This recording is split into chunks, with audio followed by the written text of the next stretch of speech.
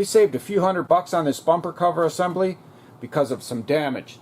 So today we're going to take a look at how to fix it so that the part is very usable. The other side of the bumper is supposed to look like this, but it looks like this. Luckily, we still have the old valance panel, and we'll be using this area right here to repair our replacement bumper cover.